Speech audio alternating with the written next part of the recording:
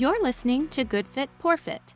Our podcast is part of the UD Project, a small business rooted in occupational therapy that looks at how the design of a home environment impacts how well people of different ages and abilities perform everyday activities.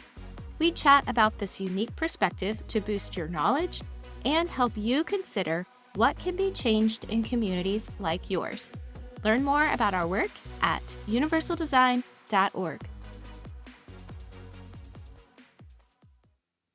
Hi, listeners. We're back in another Good Fit, Poor Fit episode to talk about one of the main deliverables of Kelly Wright's OT Capstone project.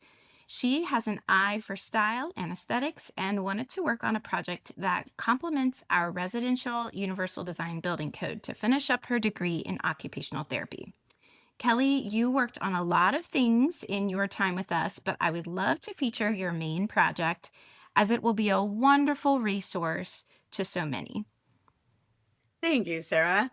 Yeah, hey everyone. If you've listened to the past couple episodes that I've been on, you know my capstone this summer has been focused on the role of aesthetics in universal design. Much of my time went into developing a universal design style guide that includes product and design recommendations for implementing UD guidelines in aesthetically pleasing ways. I'll give a little rationale behind this, hopefully without repeating myself too much from past episodes. Historically, spaces and products designed specifically for accessibility have failed to consider or prioritize aesthetics. Elements of these designs are reminiscent of sterile, hospital-like environments designed solely to be physically functional rather than inviting, comfortable spaces someone would want in their home. This has led to preconceived notions and stigma around the look of all things accessibility. Now, listener, I want you to think of what images come to mind when you think of an accessible bathroom. For me, I know that I see traditional stainless steel grab bars, white plastic shower chairs, an offset angled panel under the sink, elevated commode seat on the toilet, and not an ounce of color. White, gray, and maybe a worn yellowish seems to be the color palette. Rebecca, is that very far off from what you picture? Unfortunately, that sounds about right, or at least it rings true to what I would have thought before I learned more about this kind of stuff and aesthetics from you, Kelly. But to your point, I do think that for most people who have any conception at all of what an accessible bathroom would look like, it's probably pretty drab and kind of sterile and medical, like you're talking about. But Kelly, can you share with our listeners who maybe haven't heard yet what your goal was in creating this guide and how you went about making it? Definitely. So, the overarching goal of the guide is to expand people's concept of the aesthetic possibilities of UD. Because the UD project already has a building code with measurements and specifics for UD elements throughout the home, it made sense for me to structure my resource based off of that. So the style guide sort of builds on it. I got a lot of ideas after finishing the UD project's courses. Course number 2, especially, which is titled Design Guidelines for Universally Accessible Homes, goes through all the areas of the home, describing those guidelines and specifics for how to make them UD.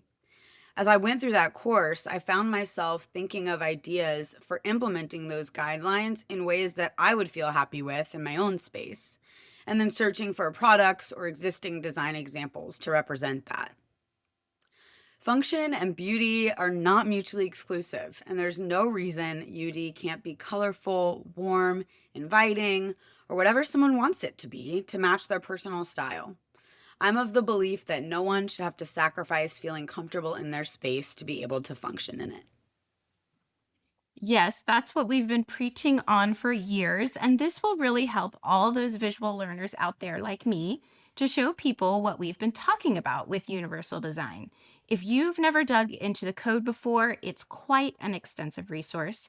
It's divided into chapters that span all areas of the home inside and out, and Kelly found products and real life examples of what we've described to give you a fantastic resource to see what really good, convenient design can look like. Of course, we'll link it in the show notes for you. Yes, I included a ton of images, product ideas, and linked articles to learn even more about certain topics.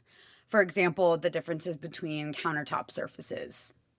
In addition to increasing understanding, I think the style guide is also just practically a helpful starting point for anyone designing a home or wanting to improve the usability of their space.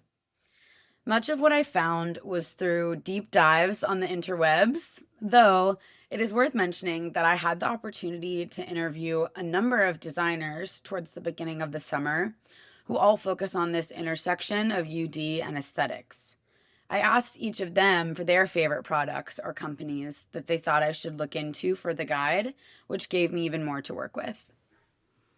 That's a great strategy to get some great resources in there. While we can't discuss everything in your style guide today, Kelly, I'd love to highlight a few things that people often have a visual picture of in their mind as being kind of, well, can I just say it, ugly when related to accessibility? Now, sometimes we can't get around it, and functionally, we need that item that might not look as beautiful. But now in 2025, there is a lot more to choose from than there used to be. One of the things I do love, Kelly, is that you went through and depicted some examples of what not to do along with things to do to really show people the difference in what we're talking about. Listeners, if anything we discussed today catches your attention, we've put the link to the guide in our show notes so you can jump over to see what we're talking about, plus a lot more. So, Kelly, let's jump to it. What are some of your favorite things that you featured in your UD style guide? Yes, let's get into some examples. I think one of the coolest things I came across is recessing cabinet doors as a way to accomplish under sink clearance. This can be found in section 5.2.2 in the kitchen chapter and 6.2.3 in the bathroom chapter of the guide. You're going to hear me say a lot of numbers like that throughout these examples, just in case anyone wants to follow along. So, for UD, sinks need to have ample clearance underneath for seated access.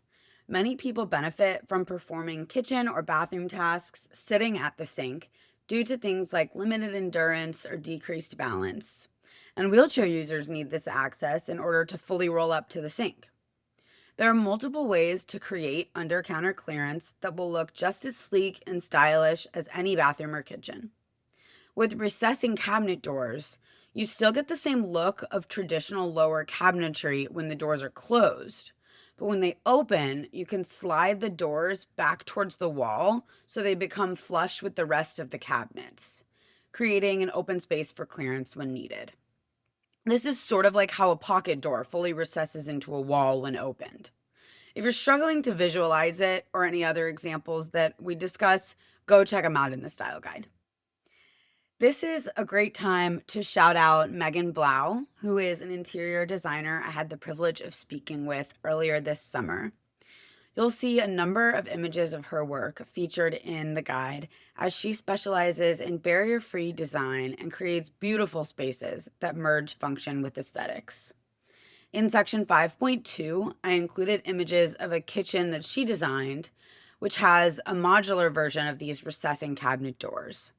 It includes a removable base so that the undersink area is identical to a traditional cabinet when you want it, but transforms into a roll undersink when you need it.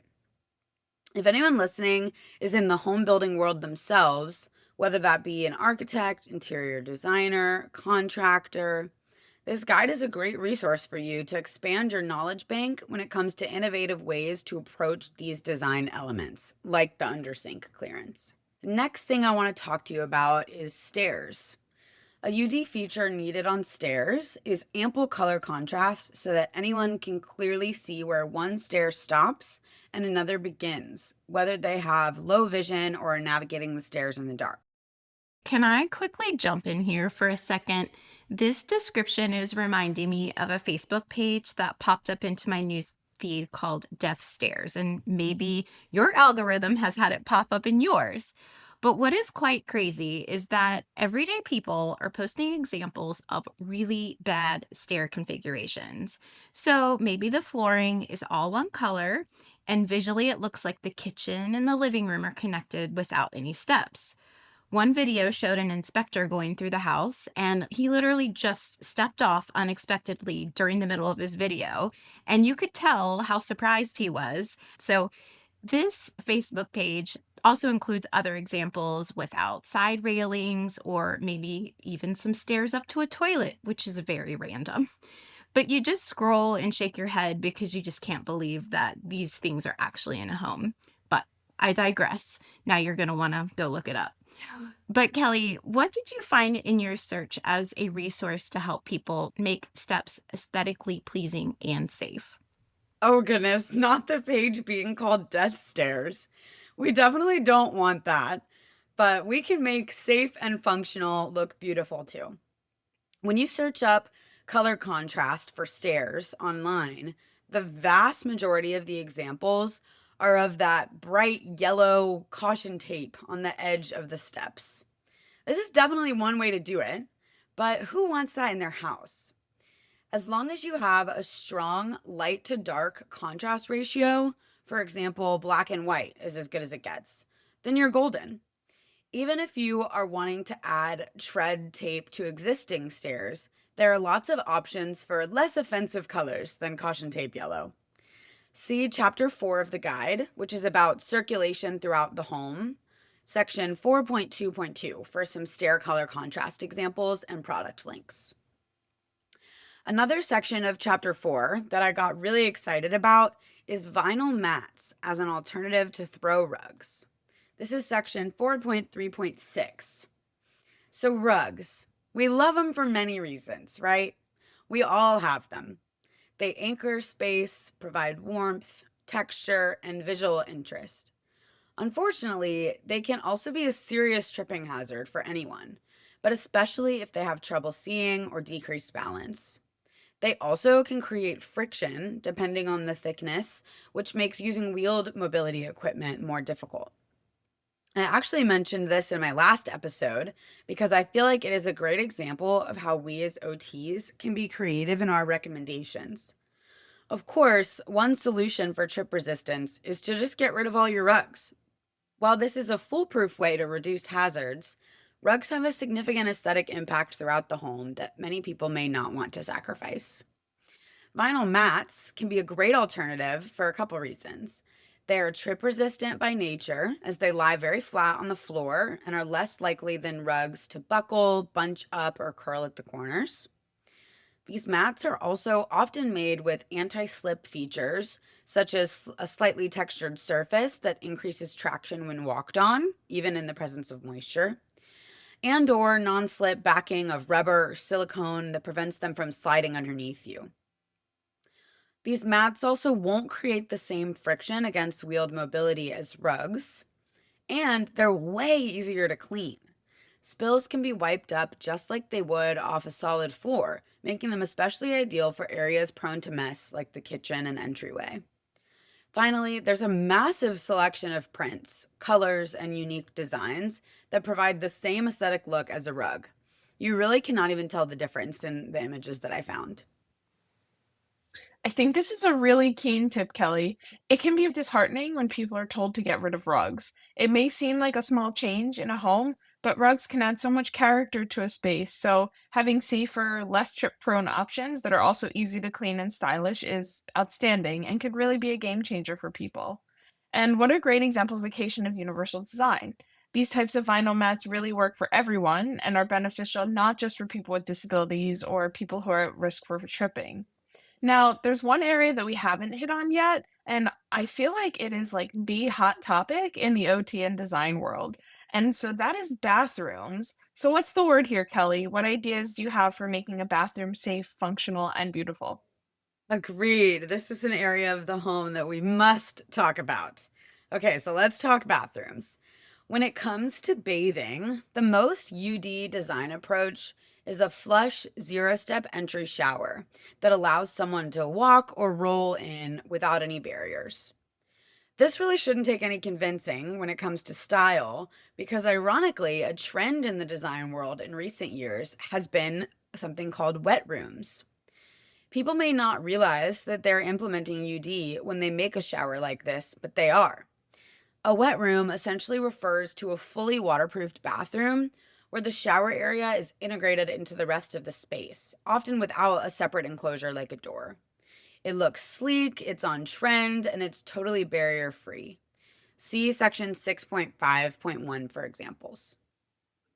I think examples are going to be helpful for this one because we don't see a lot of wet rooms here in the United States.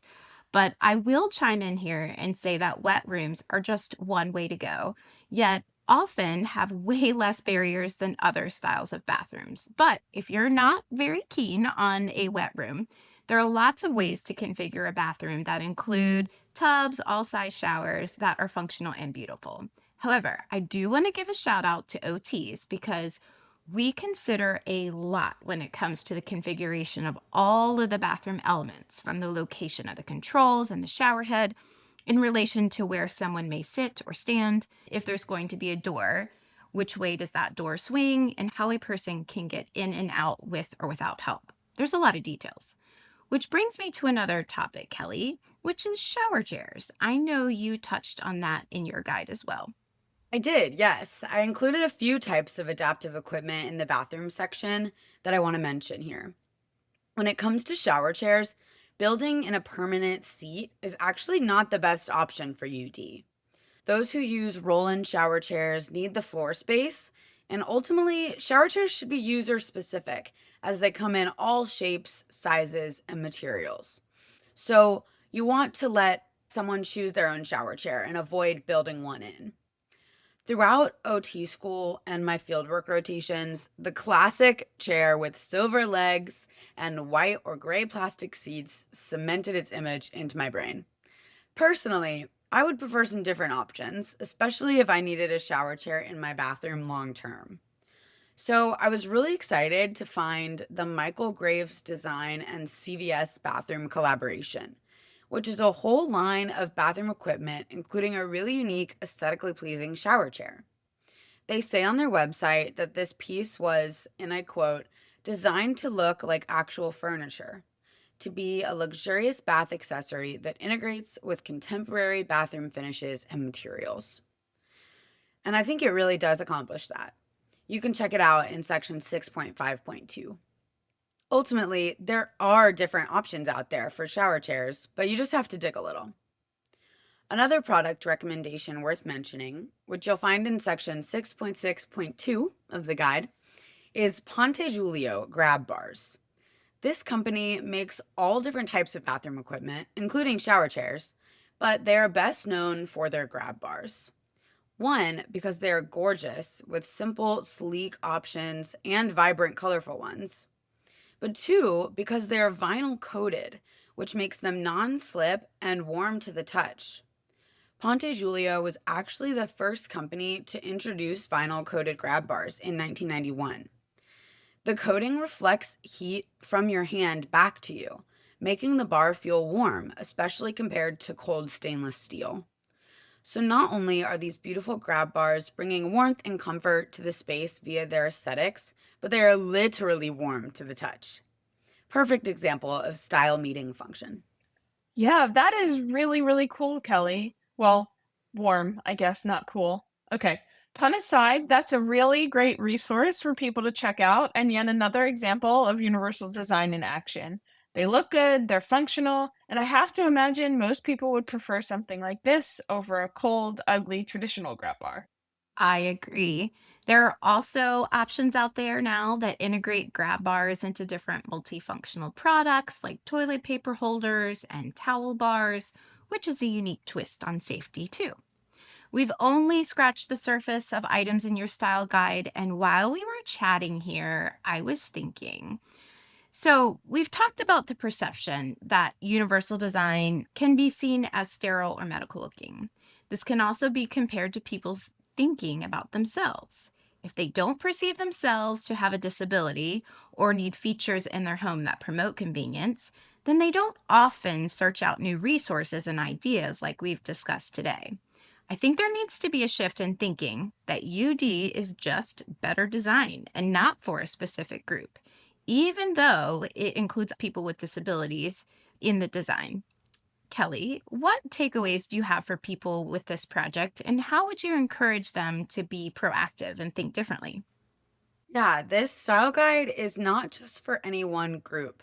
I think it is worthwhile for anyone to see it, like you mentioned, Sarah.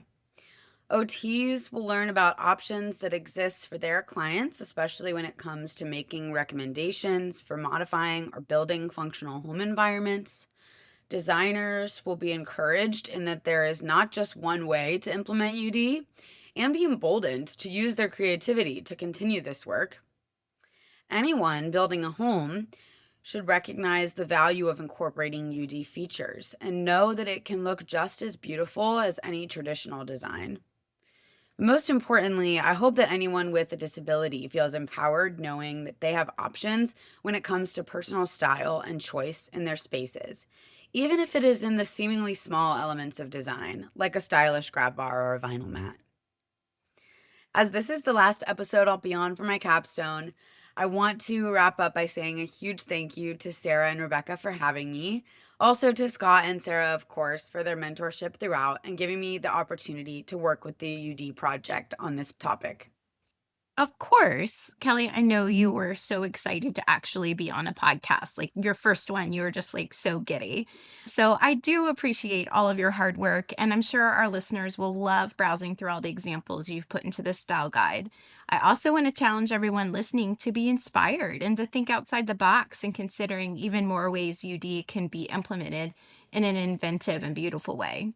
The more people that see real life examples in homes in their own communities, they'll learn what's possible, and UD can be seen as the norm and not something specialized. And wouldn't that be the dream come true, Sarah? Thank you so much, Kelly, for getting this conversation started, and congratulations on finishing your capstone. We can't wait to see what beautiful and functional things you design in the future. And listeners, take care and let us know if you try any of Kelly's recommendations. We'll be back soon. Thanks for listening to Good Fit Poor Fit. If you want to learn more, first, find more episodes with transcripts and show notes at goodfitpoorfit.com. Don't forget to subscribe. Second, check out our courses at go.universaldesign.org. We cover housing topics like advocacy, collaboration, home modification, universal design, and task adaptations. Lastly, if you have questions or topics you'd like us to discuss, email us at podcast@universaldesign.org. Thanks for fitting us into your day.